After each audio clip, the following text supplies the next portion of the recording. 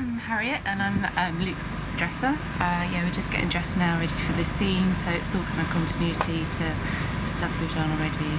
Winter's arrived, so no more lots of layers, so we don't get cold.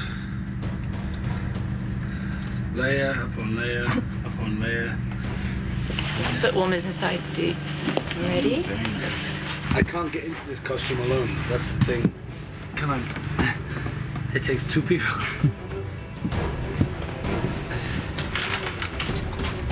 We're back in the black today. In the black.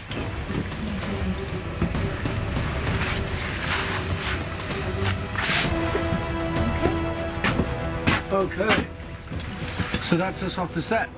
That's everything. We're ready to start setting the scene.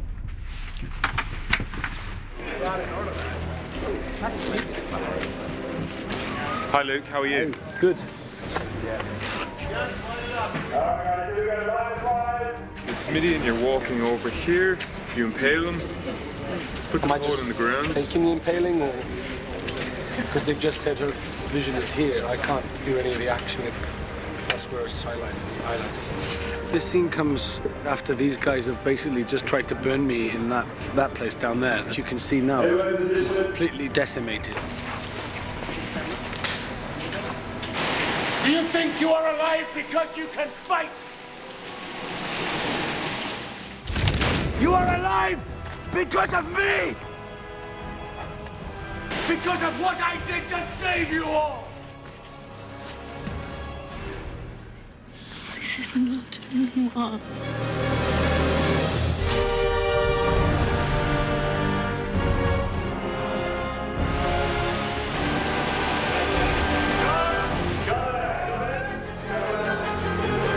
It's a bit of a moment of tragic revelation. My son in the film, Ingress, at this point, is behind the water wheel in the background, and actually he gets front row seats to this awful event without me realizing it. Return to your stations. Believe me, there is still more to fear. We're heading over to the second unit, and we're going to pick up the fight, which is called the Vlad versus 1,000 fight. There's just been a lot of training, a lot of rehearsal. This is by far the biggest fight sequence I've ever learned. It's huge, it's massive, but it looks fantastic, and that's good. The training is constant, rehearsals, and it's quite nice when you finally get to shoot, because you know you never have to do it again.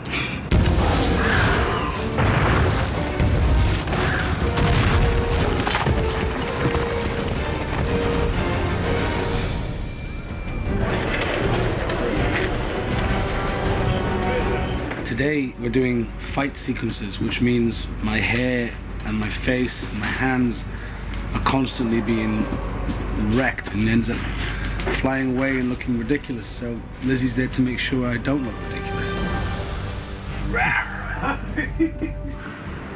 So this is the final sequence of a very, very long fight. The longest fight sequence I've ever had to learn for any movie I've ever done. The makeup's going in stages through the fight, so he comes into the fight and there's, he's quite clean, and the fight's in 8 stages, so what I'm trying to do is break him down every other stage, because we've already shot the end of the scene when he gets back to the monastery and he's covered in blood and dirt and everything else, and somehow so it's sort of like a process. I probably spend more time with this woman in the day than anybody else. Without Lizzie, I can't be Dracula. We're just doing the blue screen elements of the Vlad versus 1,000. We've been prepping this fight now for about 3-4 months. We've been rehearsing extensively with the stunt team and also with Luke when we can get him. The training for this has been insane, and I have to keep it up because the fighting that I do in this film demands strength. It's hard. It's seriously hard, and it's the stamina that you need. I trained every day. I was on 5,000 calories a day. I was bulking up. When everybody goes home at night, I go to the gym. Oh, look, the violin. Oh, poor Luke. But, you know, that's what I do, and that's what you have to do. You know, if you're going to take your top off on set and you have to, you know, show the guns or, you know, whatever they want, it's something that you have to think about. This is the first initial bit when he charges the Turkish army and hits the first front line, which will be a group of our stunt guys, and then we are heading into the first section of 8 that takes us all the way through the Vlad versus 1000. We just shot 72 frames per second, which means it's slow motion, so when they play it at the normal speed, you see all the moves, so every move has to be concise and direct and on point, because in slow motion, if it's cheating, which you're doing, it's got to be really good, so you can't see when the blade doesn't slice the person. I've still got my arms and legs, I'm good.